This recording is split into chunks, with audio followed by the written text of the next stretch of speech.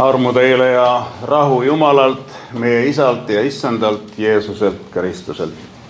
Jutluse aluseks on kiri roomlastele ja kõlab see siis 12. peatükist salmid 1-5. Nüüd, vennad, kutsun ma teid üles Jumala suure halastuse pärast tooma oma ihud Jumalale elavaks, pühaks ja meelepäraseks ohvriks. See olgu teie mõistlik jumalateenistus. Ja ärge muganduge praeguse ajaga, vaid muutuge meele uuendamise teel, et te katsuksite läbi, mis on Jumala tahtmine, mis on hea ja meelepärane ja täiuslik. Sest selle armu tõttu, mis mulle on antud, ütlen ma igale ühele teie seast, et ta ei mõtleks üleolevalt selle kohta, mida tuleb mõelda, vaid mõtleks nõnda, et saaks arukaks seda mööda, kuidas Jumal igaühele usu mõõdu on jaganud. Sest otse kui meil on ühes ihus palju liikmeid, aga kõigil liikmeil ei ole sama tegevus, nõnda oleme me paljud üks ihu Kristuses, üksikult aga üksteise liikmed. Aamen. Istuge palun.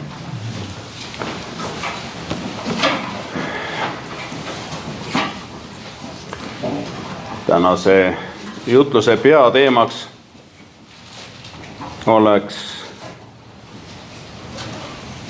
usku väljendav elu. Sõnastasin selle nii.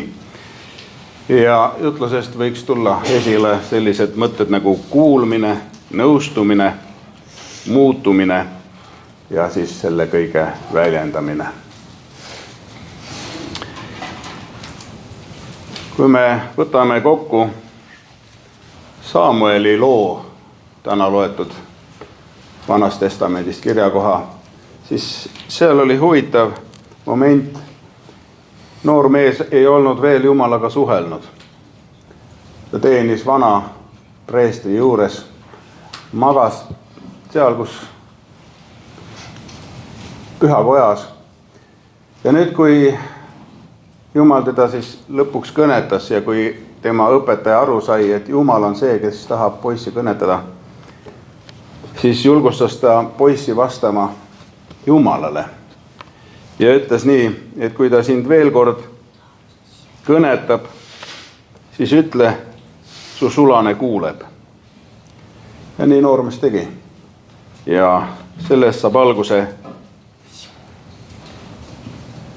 uus peatükk Iisraeli rahva loos, aga sellest saab ka alguse meie elu, kui me otsustame vastata Jumala kutsele, öeldes talle, sinu sulane kuuleb.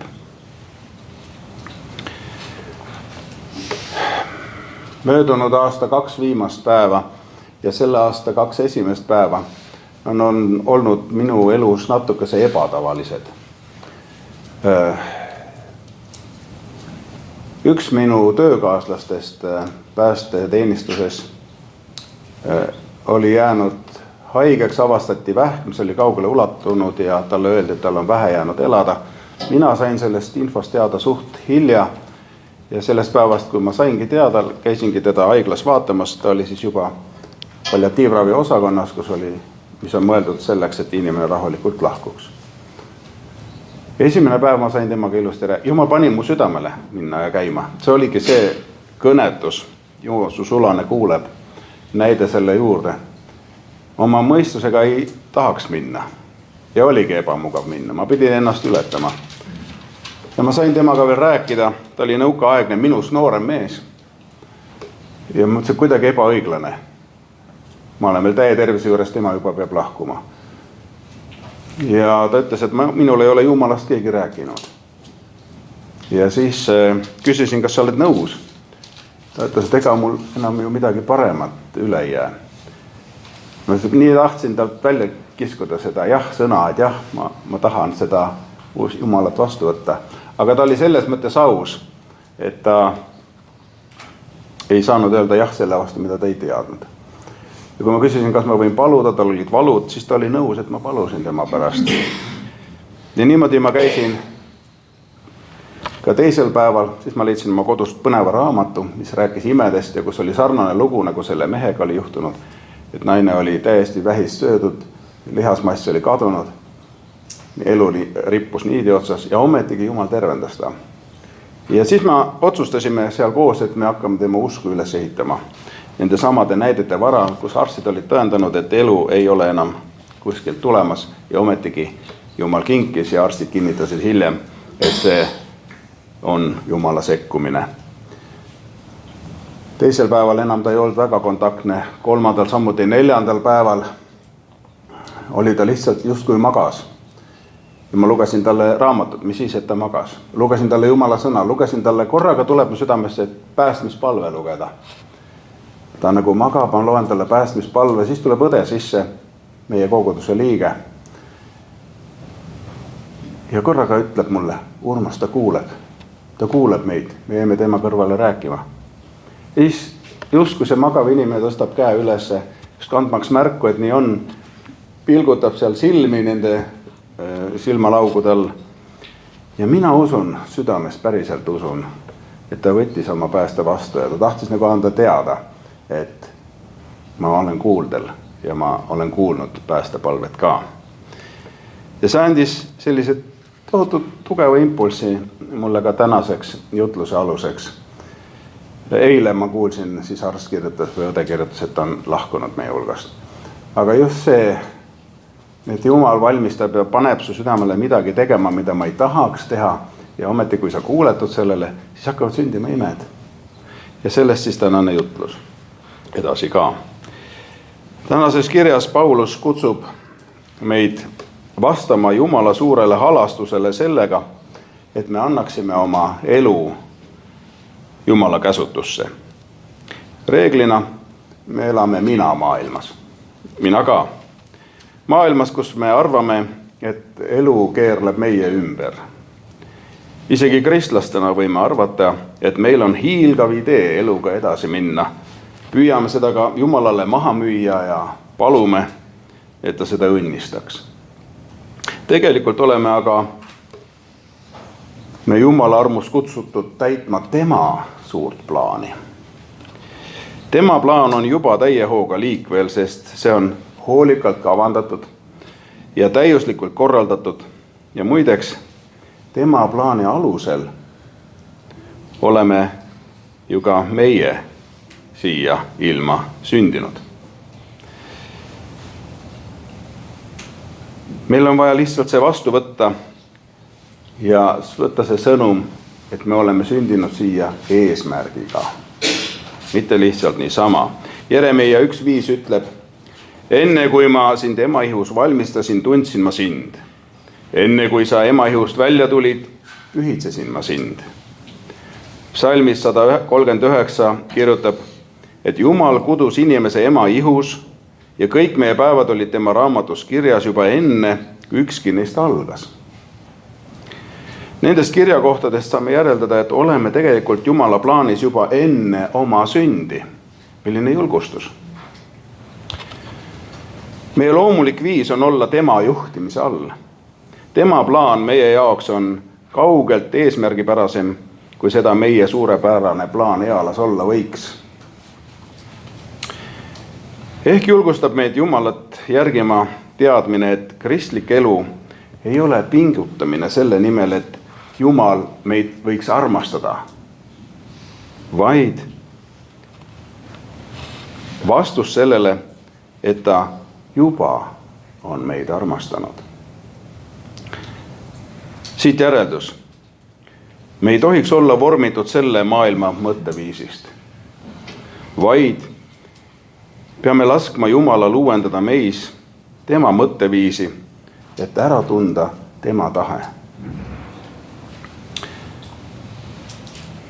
Kui Paulus kutsub meid tooma oma ihud Jumalale elavaks ohvriks, siis võib kõlada see suurelt.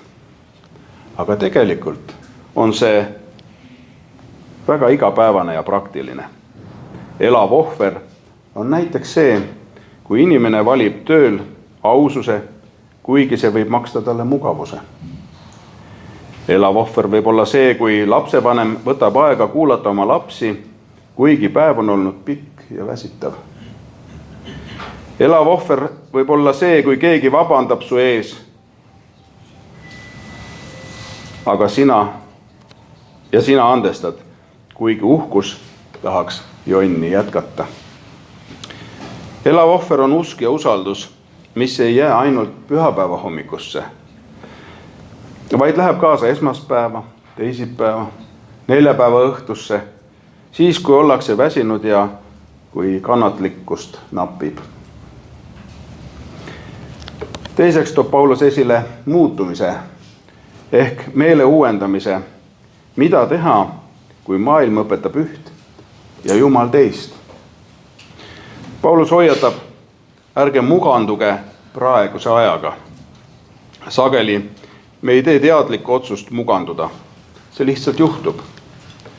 Maailm ütleb, sina oled see, mida sa saavutad. Inimesest saab töönarkoman, sest ta arvab, et tema väärtus sõltub tulemusest. Maailm ütleb, ole tugev, ära näita nõrkust. Keegi ei julge oma usku mainida, sest maailma silmis on see nõrkus. Maailm ütleb, mõtle kõigepealt enda peale. Elame pidevas võitluses ja soovime olla teistest paremad. Meele uuendamine tähendab aga, et me esitame enesele elu ülesehitamiseks teistsuguseid küsimusi. Näiteks, kas see on minu või Jumala tahe, kui me midagi teeme? Kas need otsused viivad mind Jumalale lähemale? Või kas need õpetavad mind Jumalat rohkem usaldama? Jah, see ei toimu üleöö. See toimub sammhaaval, läbi palve, läbi Jumala sõna lugemise, läbi kogemuse ja tegelikult ka ausa enesevaatluse. Meil nüüd üks lugu, mis võtab kokku kõik need 3 ootust, saada Jumalale lähemale, kasvada armastuses ja usalduses. See on lugu, mida kirjutas Märt Vähi ajast, kui ta tahtis osta narkosõltlastele krundi. See oli Kanadas veel. Nüüd on ostnud krundi juba siia Eestisse, Lootuse küla, Kuubale ja ka Soome. Aga see on siis see esimene Jumala juhtimine ja plaan. Tal oli oma peas plaan valmis ehitada siis seal Kanadas kuskile neile mingisugune maja, selleks oli vaja krunti. Tema plaan oli liikvele läinud ja üks ärimees, tema plaan oli valmis ja siis ta saab nägemuse, et see krundi suurus ei ole mitte ühe maja suuruse maja tarbeks, vaid 80 hektarit. Ja siis ta näeb, et selles nägemuses, et krundist jookseb läbi jõgi. Nüüd on tal see pilt silme ees. Tal oli oma plaan, aga nüüd on tal siis see teine plaan. Ja siis ühel hetkel üks ärimees annab talle teada, et tule vaata, mul on sul siia pakkuda.